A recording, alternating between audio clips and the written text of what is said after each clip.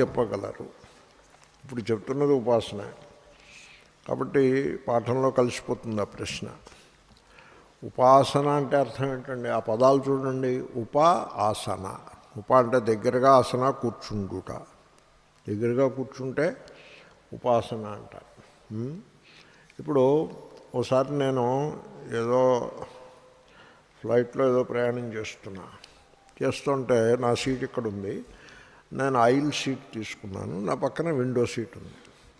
ఒక young man వచ్చి నా దగ్గరికి మీరు ఈ సీట్ నుంచి లేచి ఆ సీట్లో కూర్చోమని కోరాడు. మనం అలా మార్చేసుకోవడానికి వీల్లేదు. ఎందుకంటే వెజిటేరియన్ మీలు ఇది అది ఆ రకంగా సీట్లతోటి సంఖ్యతోటి అన్నీ కలిసి ఉంటాయి. నేను అన్నాను వాళ్ళతో చెప్పాలి, వాళ్ళతో చెప్పకుండా నువ్వు నేను అనుకునేది కాదు. ఇంతకీ విషయం ఏమిటి అన్నాను. అంటే అతనికి సీట్ ఇక్కడ వచ్చింది, అతని గర్ల్ ఫ్రెండ్కి సీట్ అక్కడ వచ్చింది. నేను I decided to help him. So సరే మరి ఆవిడ్ని పిలు, ఆమె అనుమతి తీసుకో, సామాను మార్చాల్సి ఉంటుంది, మార్చి చేద్దాము. చేశాం. నేను షిఫ్ట్ అయ్యాను. అతని గర్ల్ ఫ్రెండ్ పక్కన కూర్చున్నారు. దీన్ని ఉపాసన అంటారు. ఉప అంటే దగ్గరగా, ఆసన కూర్చుండుట.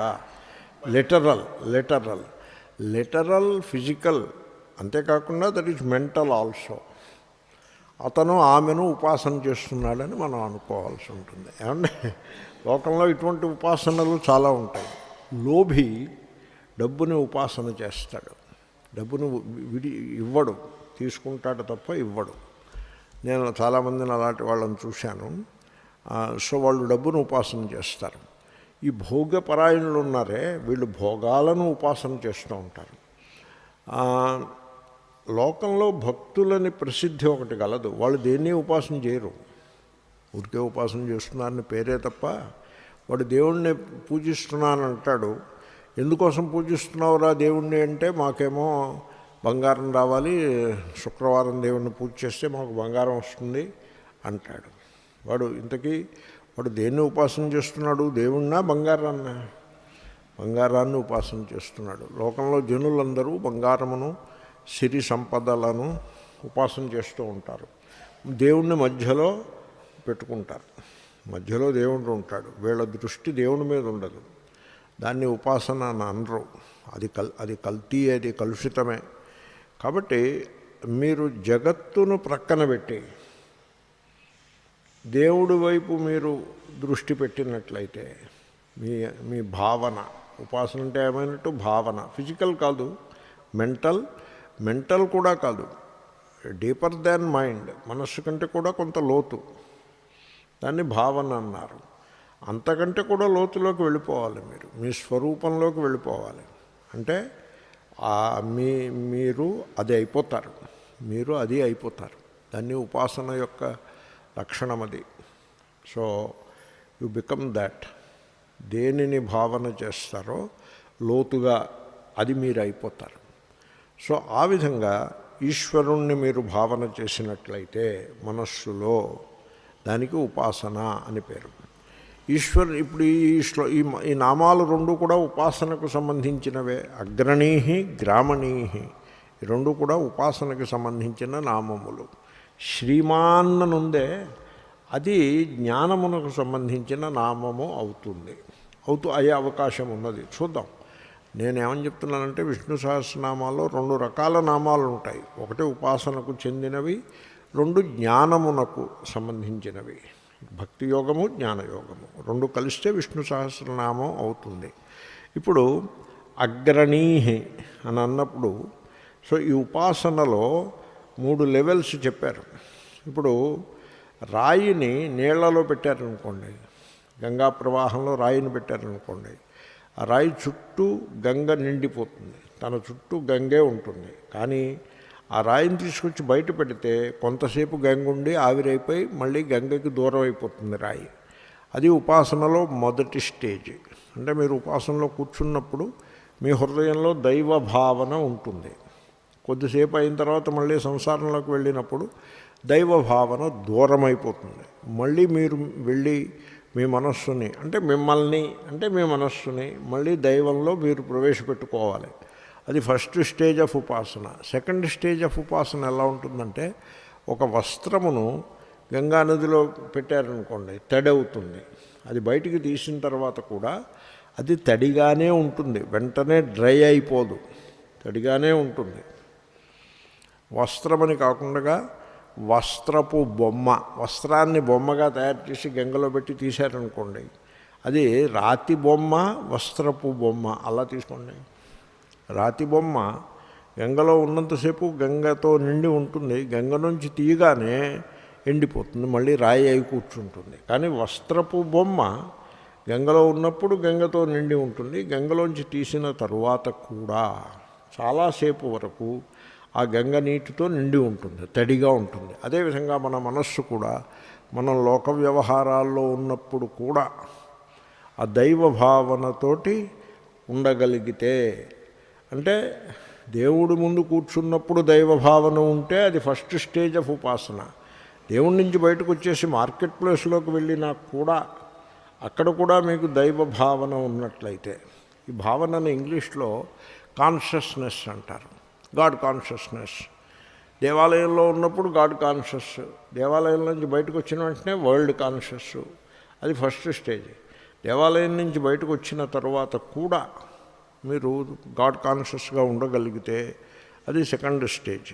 ఫైనల్ స్టేజ్ ఏమిటంటే ఉప్పు బొమ్మ, లేకపోతే పంచదారతో చేసిన పంచదార చిలక, దాన్ని గంగలో వేసినట్లయితే అది పూర్తిగా కరిగిపోయి గంగ అయిపోతుంది, తత్వమసి అయిపోతుంది. అంటే అక్కడికి భక్తి జ్ఞానంలో పర్యవసానం అయిపోయినది, అభేదంలో కలిసిపోయింది. అది ఉపాసన యొక్క అంతిమ స్థాయి. భక్తి యోగము రాతి బొమ్మలా మొదలై వస్త్రపు బొమ్మ స్థాయికి చేరుకుని చిలక పంచదార బొమ్మలాగా అయిపోతే అది భక్తి జ్ఞానంలోకి పర్యవసానమును చెందును. ఓకే, ఇది ఉపాసనలో స్థాయిలు. ఓకే, కాబట్టి ఉపాసన యందు యత్కించిత్ భేదం ఉంటుంది, కొద్ది భేదమును ఆశ్రయించి ఉపాసన ఉంటుంది. భేదము ప్రొవిషనల్, అంటే ఎలాగా యథార్థముగా లేని భేదమును ఉన్నదా అన్నట్లుగా స్వీకరించి ఉపాసన చేస్తారు. ఆ భేదం అనుభవానికి వస్తుంది అంటే మీకు ఇంకా పరిపక్వత రాలేదన్నమాట. భేదం అనుభవానికి వస్తుందంటే పరిపక్వత చాలలేదు. ఆ అనుభవానికి వచ్చే భేదాన్ని అడ్డుపెట్టుకుని దాన్ని ఎదురుకుండా పెట్టుకుని మీరు ఈశ్వరుణ్ణి భావన చేస్తూ ఉండగా ఆ భేదము తొలగిపోతుంది. అప్పుడు దాన్ని భక్తి యోగము అంటారు. అటువంటి ఉపాసనని అంటే యూనిటీ ఇన్ డైవర్సిటీ. భక్తి యోగంలో డైవర్సిటీ ఉంటుంది, కానీ ఆ డైవర్సిటీ ఎలాంటి డైవర్సిటీ? యూనిటీలోకి పరిణమించే డైవర్సిటీ, యూనిటీలోకి పర్యవసించే డైవర్సిటీ తప్ప డైవర్సిటీయే పరమసత్యముగా మిగిలే డైవర్సిటీ కాదు.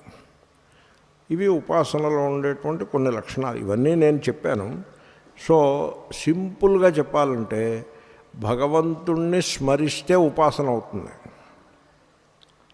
అది మీరు గమనించదగ్గది అది. ఓకే, మీకు దేవుడు ఎప్పుడైనా గుర్తుకొస్తూ ఉంటాడా? అదే టెంపుల్కి వెళ్ళినప్పుడు గుర్తుకొస్తాడు, అది ఉపాసన సరిపడదు. మొత్తం సూర్యుడిని చూస్తే మీకు దేవుడు గుర్తుకొస్తాడా? చంద్రుణ్ణి చూస్తే గుర్తుకొస్తాడా? ఇప్పుడు ప్రియుడు ప్రియురాలు ఉపాసన అలాగే ఉంటుంది. ప్రియుడికి కోకిల ధ్వని వింటే ప్రియురాలి కంఠం గుర్తుకొస్తుంది, ఆమె కంఠము కోకిల ధ్వని వంటిది అని గుర్తుకొస్తుంది. చూడండి, అది ఉపాసన అంటే. మీకు ఆ విధంగా కోకిల ధ్వని వింటే ఈశ్వరుని యొక్క ఒక విభూతి అని మీకు ఏమైనా గుర్తుకొస్తే దాన్ని ఉపాసన అంటారు. సూర్యుడు, చంద్రుడు, నది, కొండ, కోన, చెట్టు, చేమ ఏది చూసినా దాని యందు మీకు ఈశ్వర విభూతి అనుభవానికి వచ్చినట్లయితే, ఈశ్వర విభూతి మీకు స్ఫురణమునకు వచ్చినట్లయితే, లేకపోతే పోనీ ఇంకా సరళంగా మీకు దేవుడు గుర్తుకు వస్తే దాన్ని ఉపాసన అంటారు. సో ఇప్పుడు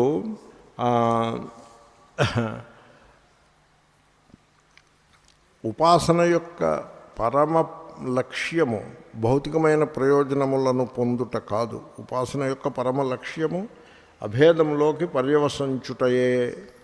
భౌతికమైన ప్రయోజనాల వల్ల ఏమీ ఉపయోగమేం లేదు. మీరు ఉపాసన చేసి బంగారం సంపాదించారనుకోండి, బంగారం ఎందుకంటున్నానంటే ఈ మధ్యన ఇదో పిచ్చి బాగా లోకంలో ప్రచారంలోకి వచ్చింది. ఏదో అక్షయ తృతీయ అని పేరు పెట్టి, తృతీయ అది తృతీయ, అక్షయ తృతీయ కాదు. ఇంకో 10 గంటలు ఆగితే తృతీయ పోయి చతుర్థ వస్తుంది. అక్షయ తృతీయ ఎందుకు అవుతుంది? వీడి పిచ్చి కుదిరిందన్నట్టు లేదు. అక్షయ అలా పెట్టేసి అలా పేర్లు పెట్టేయడం కాదు.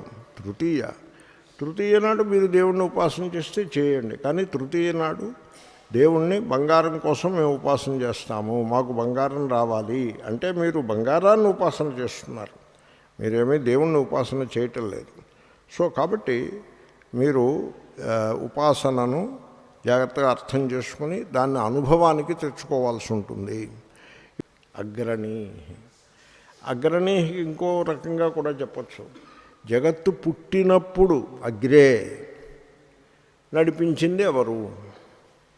వాడే ఇప్పుడు కూడా నడిపిస్తున్నాడుగా. పుట్టినప్పుడు ఒకడును, మళ్ళీ ఇప్పుడు ఇంకొకడు. ఇది పురాణ దృష్టి అంటే అలా ఉంటుంది. వేరేజ్ దార్శనిక దృష్టి వేరు, పురాణ దృష్టి వేరు. పురాణ దృష్టి ఏమిటి? వాడెవడో జగత్తును సృష్టించాడు, మరొకడెవడో దీన్ని నడిపిస్తున్నాడు, మూడో వాడు వచ్చి దీన్ని ఉపసంహారం చేస్తాడు. అదేనా పురాణ దృష్టి? దార్శనిక దృష్టి ఏమిటి? ముగ్గురు లేరయ్యా, 3 పనులు ఉన్నాయి. ఆ 3 పనులను చేసేవాడు ఒక్కడే. ఇప్పుడు ఇంట్లో ఒక ఆయన ఉంటాడు, ఆయన భర్త, తండ్రి, కొడుకు 3 పాత్రలను పోషిస్తూ ఉంటాడు. ఒక ఆమెకు భర్త, మరి ఒక స్త్రీకి కొడుకు, ఓకే, మరి ఒక యంగ్ మ్యాన్కి, కుర్రాడికి తండ్రి. ఇప్పుడు ఎంతమంది వచ్చారు? భర్త ఒకడు, తండ్రి ఒకడు, కొడుకు ఒకడు, 3 ఉన్నారు అక్కడ. 3 లేరు, ఒక్కడే ఉన్నాడు. ఒక్కడికే 3 పేర్లు వచ్చాయి. ఒక్కడికి 3 పేర్లు ఎందుకు వచ్చాయి అంటే ఆ సందర్భాన్ని బట్టి వచ్చాయి. ఆ సందర్భానికి ఉపాధి అని పేరు. కాబట్టి ఒక్కడికే 3 ఉపాధులను బట్టి 3 పేర్లు వచ్చాయి. అలాగే ఈ జగత్తును సృష్టించి దాన్ని నిలబెట్టుతూ, అంటే మనుగడను కలిగించి తనలో కలుపుకునేటువంటి వాడు, ఓకే, ఒక్కడే ఉంటాడు. కానీ 3 కాదు. ఈ 3 అన్నది పురాణ దృష్టి, పెద్ద సమస్య అండి. పురాణ దృష్టి అనేప్పటికీ సమస్య. ఈ ముగ్గురు సమస్య ఎలా ఉందో చెప్పంటారా? 3 వచ్చారు, ఇప్పుడు ఎవళ్ళని పూజించాలి? 3 ఉంటే ఎవళ్ళని పూజిస్తారు? 3 ప్రైమ్ మినిస్టర్లు ఉన్నారనుకోండి, ఏమవుతుంది ఆ పరిపాలన? ఆ పరిపాలన పడిపోదు. పూర్వం జనతా గవర్నమెంట్ ఒకటి ఉండేది, జనతా పార్టీ, అది పడిపోయింది. ఎందుకు పడిపోయింది? ఇద్దరి మధ్యన ప్రైమ్ మినిస్టరు కలహం వల్ల పడిపోయింది. మొరార్జీ దేశాయ్ గారు, చరణ్ సింగ్ గారు ఇద్దరు ఉండేవారు. వాళ్ళిద్దరిలో ఎవడు ప్రైమ్ మినిస్టరు అనే పేచీతోటి అది పడిపోయింది. కాబట్టి 2 పనికి రాదండి, 3 అసలే పనికి రాదండి. ఒక్కడు జగత్తు నడిపించేది ఒక్కడా, 2రా, 3రా? ఒక్కడే. కాబట్టి ఉపనిషత్తులలో ఈ 3 మాట లేదు. ఉపనిషత్తుల్లో ఒక్కటే ఉంటుంది. కాబట్టి ఎవడు సృష్టించాడో, సో అగ్రే, సృష్టించినప్పటి నుంచి ఇప్పుడు కూడా ఎవడు నడిపిస్తున్నాడో వాడు అగ్రణీ. మీరు జగత్తును చూసిన వెంటనే మీకు మీ హృదయంలో ఎటువంటి అభిప్రాయము కనబడుతోంది? సో మీరేం చేయాల్సి ఉంటుందంటే మనస్సుని ఏకాగ్రం చేసుకుని, మనస్సుని ప్రశాంతంగా పెట్టుకుని, ఏకాగ్రంగా పెట్టుకుని ఒక పరమసత్యమును భావన చేయాలి. ఏమిటా పరమసత్యము? ఈ సకల జగత్తును సృష్టించి నడిపించేవాడు దేవుడు. ఆ దేవుణ్ణి అలా భావన చేయాలి. అగ్రణీ, మన ముందున్న, అగ్ర అంటే ఇంకో అర్థం, మన ముందున్న. అగ్రే ఒక అర్థం చెప్పాను. అగ్రే అంటే మన ముందున్న జగత్తు, మనకు కనపడుతుండగానే జగత్తు కనపడుతోంది. ఈ జగత్తును నడిపించేది ఎవరు? దేశాన్ని నడిపించేది ప్రైమ్ మినిస్టరు, లేకపోతే ప్రెసిడెంట్. జగత్తును మొత్తాన్ని నడిపించేది ఎవరు? జగత్ అంటే మొత్తం పృథివీ,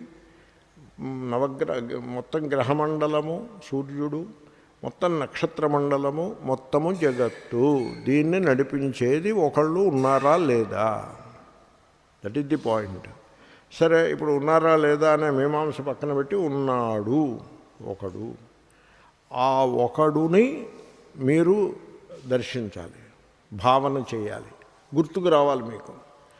మేము జగత్తును చూస్తే జగత్తును నడిపించేవాడు ఎందుకు గుర్తుకొస్తాడు అని మీరు అడిగారంటే మీరు సంసారులు అన్నమాట.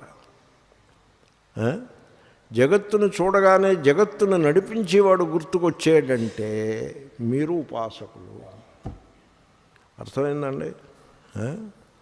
సో ఇప్పుడు బంగారపు కొట్టు కనపడిన వెంటనే ప్రియురాలు గుర్తుకొచ్చింది అనుకోండి, వాడు ఉపాసకుడు. వాడు అమ్మాయిని ఉపాసన చేస్తూ ఉంటాడు. వీళ్ళు యంగ్ పీపుల్ ఐ లవ్ అంటాడు, దాని పేరు ఉపాసనే. అది లవ్ అంటే ఉపాసన పేరే అది. కాబట్టి తర్వాత బట్టల కొట్టు చూసిన వెంటనే ప్రియురాలు గుర్తుకొచ్చింది అనుకోండి, దాని పేరే ఉపాసన. అది మనకి ఏది కొత్త ఏమీ కాదు, మనకు అనుభవంలో ఉన్నదే. అదేవిధంగా మీకు జగత్తును చూస్తే దేవుడు గుర్తుకొచ్చాడా,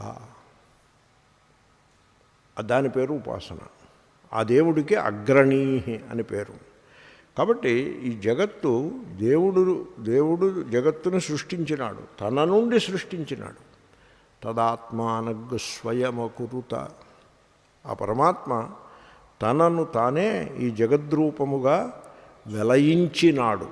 అగ్రే వెలయించి అప్పటి నుంచి ఇప్పటి వరకు మన కళ్ళ ముందు కనపడే జగత్తుని ఆయనే నడిపిస్తూ ఉన్నాడు. కాబట్టి మీకు భగవంతుడు మీకు గుర్తుకొచ్చాడా? రావటం లేదు. ఎందుకు రావటం లేదంటే మీ దృష్టిలో సంసారము బాగా చొప్పించుకుపోయి ఉన్నది. మీ చేతనలో సంసారం బాగా దట్టించి పెట్టుకున్నారు మీరు. దాంట్లోకి దేవుడు రావాలంటే ఆ మనిషిని తీసుకెళ్ళి ఒక దేవాలయంలోనో గర్భగుడిలోనో పడేస్తే అప్పుడు దేవుడు గుర్తుకొస్తే గొప్ప.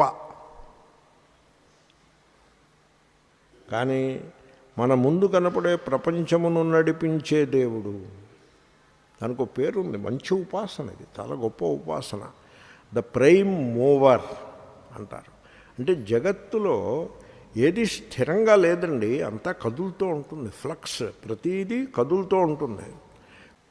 ఏది స్థిరమైనది లేదు, జగత్తంతా కదులుతూ ఉంటుంది. రైలు వెళ్తుంటే దాన్ని నడిపించేవాడు ఒకడు ఉన్నాడా లేడా? కదులుతోంది. ఇప్పుడు రైలు అక్కడ పెట్టి ఉందనుకోండి, దీన్ని ఎవడు నడిపిస్తున్నాడని అడగరు. రైలు వెళ్ళిపోతుంది, 120 మైల్స్ పెర్ అవర్ స్పీడ్తో పోతోంది, అయితే kilometres per hours Vande Bharat వెళ్తోందంటే దాన్ని నడిపించేవాడు ఒకడు గలడు. అదేవిధంగా మీరు గమనించారో లేదో, మా చిన్నప్పుడు మాకు డ్రైవర్ అంటే చాలా గొప్ప అనే అభిప్రాయం ఉండేది. బస్సు డ్రైవర్ అంటే చాలా గొప్ప అనే అభిప్రాయం ఉండేది. నేను ఒకసారి టికెట్ కొన్నా, హైదరాబాదు బస్సు ఎక్కి టికెట్ కొని, ఇప్పుడు డ్రైవర్ నన్ను పిలిచి, పంతులు గారు ఇలా రండి సీటు చూపించి నా పక్క సీట్లో కూర్చోండి అన్నాడు. నేను ఏదో మహారాజంతలాగా ఫీల్ అయిపోయాను.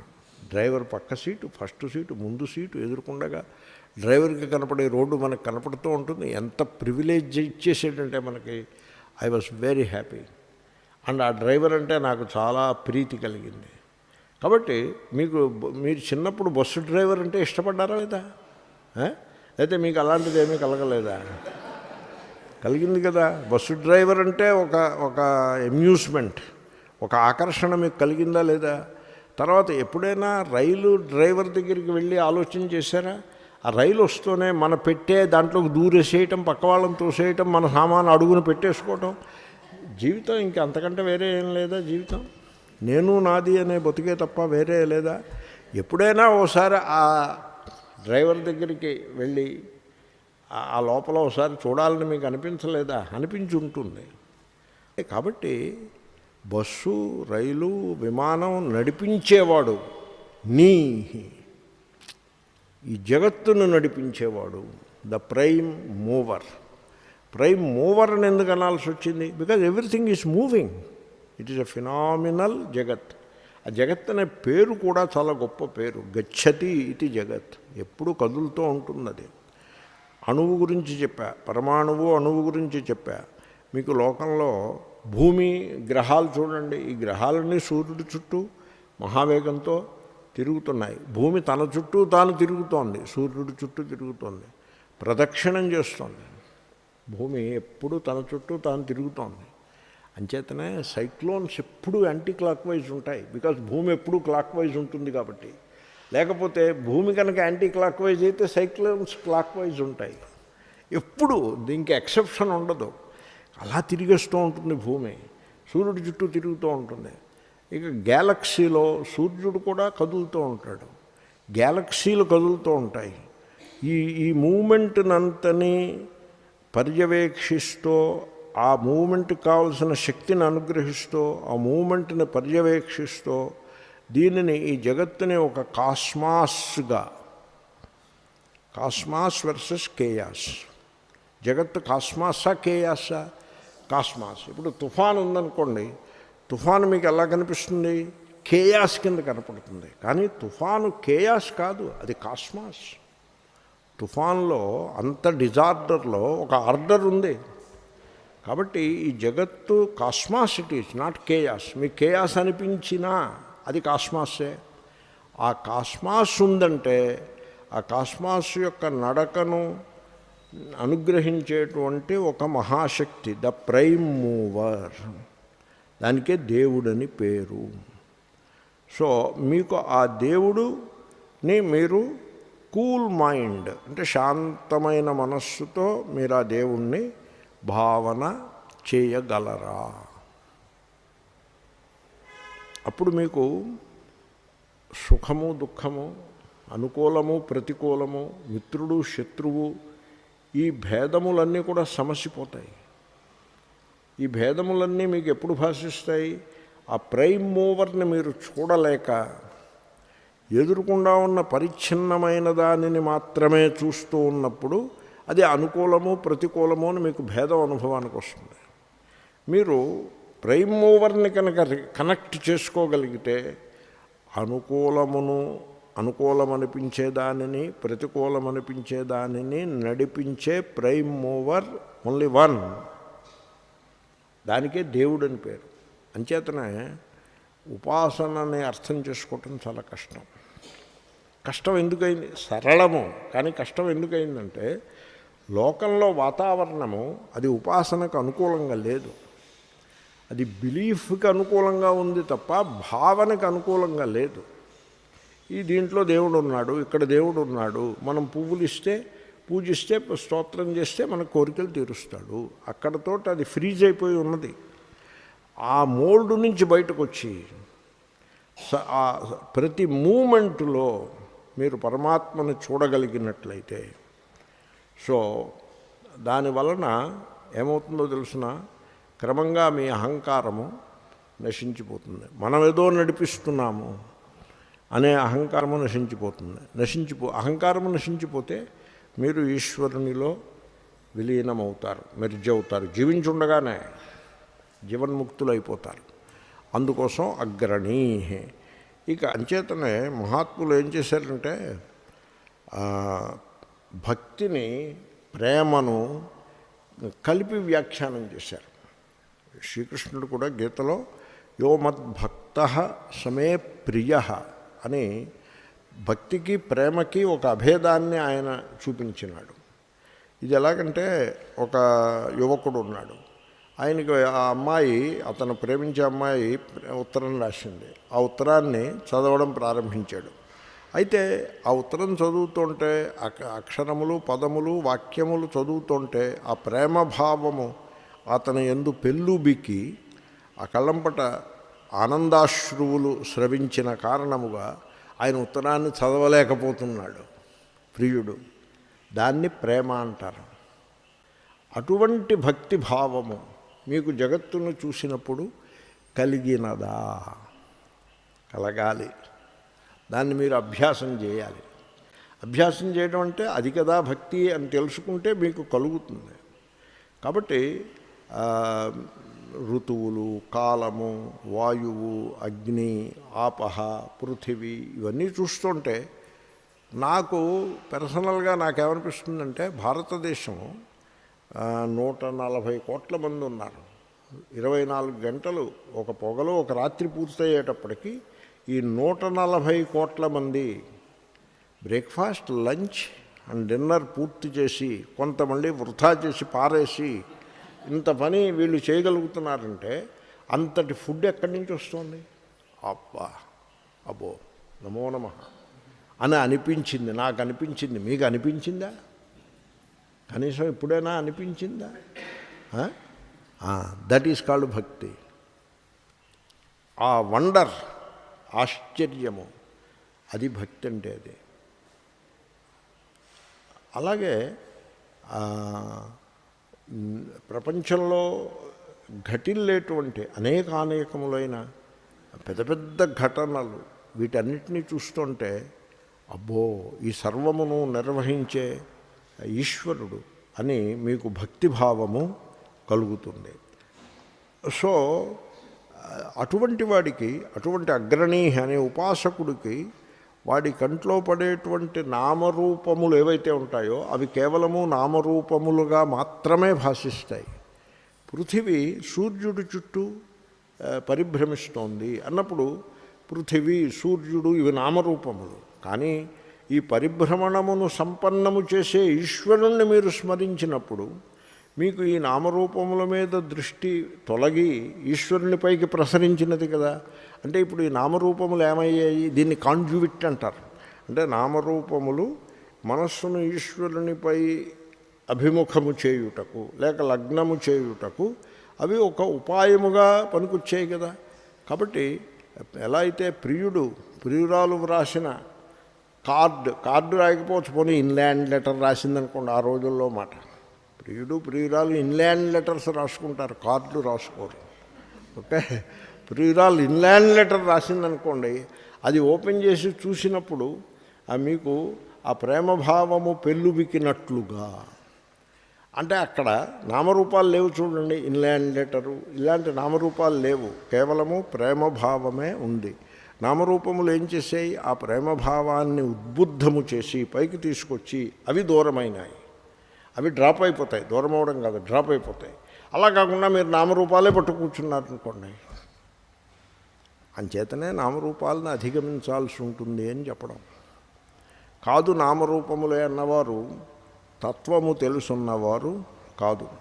కాబట్టి ఉపాసన, అగ్రణీ అనే ఉపాసన బాగా వంటబట్టిన భక్తుడికి జగత్తులో ఉండే నామరూపములు కేవలము ఒక ప్రతీకగా మాత్రమే భాషిస్తాయి, సింబల్గా మాత్రమే భాషిస్తాయి. ఆ నామరూపముల ద్వారా వాడి మనస్సు ఈశ్వరునిపై లగ్నమగుచుండును. ఇది అగ్రణీ ఉపాసనకి సంబంధించిన